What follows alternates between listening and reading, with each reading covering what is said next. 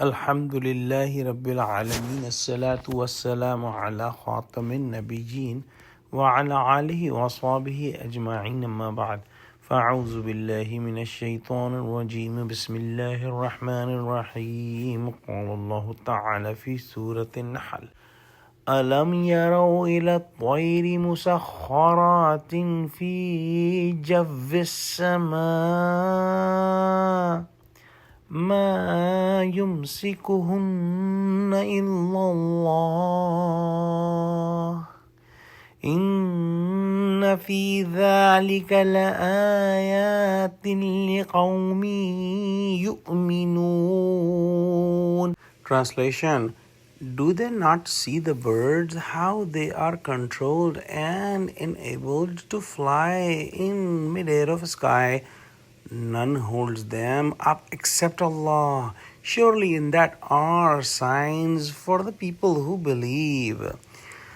Meaning, as Allah subhanahu wa ta'ala has given all the appropriate faculties and senses and organs to human beings, Allah subhanahu wa ta'ala have also given the organs and faculties to the birds that are appropriate for them, and all the physical laws Allah subhanahu wa ta'ala made these birds fly in the sky by the apparatus that Allah subhanahu wa ta'ala has given to them, like their feathers and wings and tail and so forth, and they fly easily in the mid-air of the sky. No one can do that but Allah subhanahu wa ta'ala. The birds fly easily and they do not fall on the ground by the gravitational force of the earth. And if we see, they have considerable weight,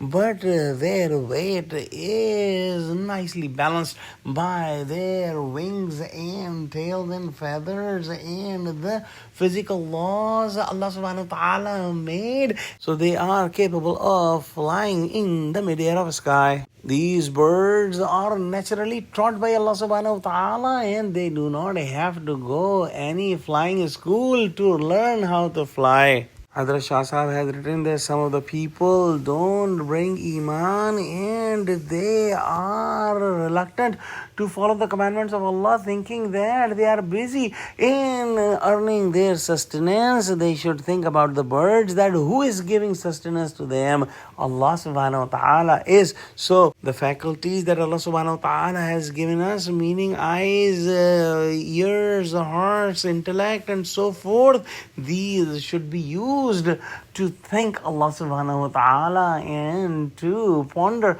on His ayahs, so that we can be a believer and we can follow the commandments of Allah subhanahu wa ta'ala. A fine point about these ayahs, some of the scholars have mentioned that in the previous ayah, Allah subhanahu wa ta'ala has mentioned human child who is developed inside the womb of the mother, and he gets all the nutrition and all the oxygen and all the things he needs to grow inside the womb of the mother, and all these things are given by Allah subhanahu wa ta'ala, and he has a roof which is the wall of the uterus. And in today's ayah, Allah subhanahu wa ta'ala mentioned the bird flying in the mid-air, and this bird has the sky as the roof. And in the next ayah we will study about the human being in his home, and he will have the roof of the home above him. Just like the developing embryo of human inside the uterus is completely dependent on Allah subhanahu wa ta'ala,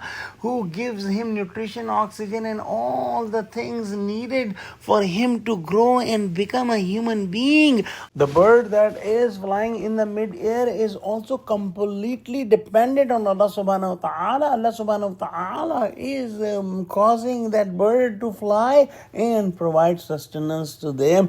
Now in the next ayah we will study that a human being in his house and he has the roof of his house on him, and he may be thinking that he has lots of power and control, but as a matter of fact, he is as dependent on Allah subhanahu wa ta'ala as the fetus in the womb of the mother and this bird flying in the sky. His whole body is functioning according to the laws of Allah subhanahu wa ta'ala, and he is not controlling the way his heart is beating and other organs working, but he does not think like this. Oh Allah, give us true understanding of Quran. Ameen. Wa akhiru da'wana alhamdulillahi rabbil alameen. Wassalamu alaikum wa rahmatullahi wa barakatuh.